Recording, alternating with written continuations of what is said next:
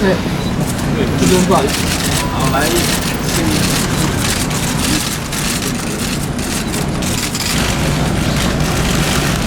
各位可以看这边啦。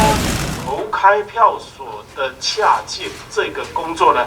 是碰到了一些困难。照我们原来时程的规划，到5月5号今天为止呢，应该要把我们1823所的这个投开票所设置的地点呢，全部都要由区公所，也就是我们所谓的选务的作业中心，要报到高雄市选委会。但是到昨天下午为止，地方回报的这个洽借的情形呢，只有达到1313数，也就是说，到昨天为止呢，我们的投开票所呢，还有510个投开票所的这个缺口，这对我们选务的进行，当然呢，是一个很大很大的困扰。高雄市政府他可能忘记了，就是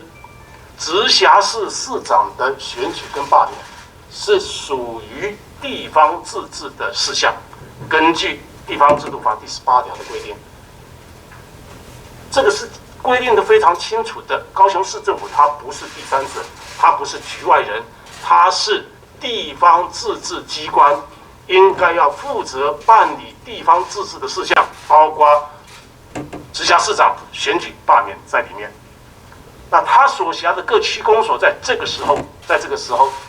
已经不是所谓的行政上隶属于高雄市政府了，他在选务上这必须要接受高雄市选委会，必须要接受中央选举委员会的监督。既然投开票所的设置是高雄市政府自治事项，是高雄市各区公所他们应办的这个选务的事项，现在呢，市政府不管你派谁出来说这个不能借，那个不能用，你有任何的理由，我们都尊重。但是非常重要的一点，你关了这个门，到底这个选务、这个投开票所，你的责任，你要如何的去完成它？你的配套在哪里？你有没有提出来呢？你一个一个的关了，但是呢，你并没有配套的要去找其他适当的地方，这个是不对的，这个是不对的。忘记了他的责任是应该要来募集到足额的这个投开票所。我想公务机关不应该是有这种不负责任的态度。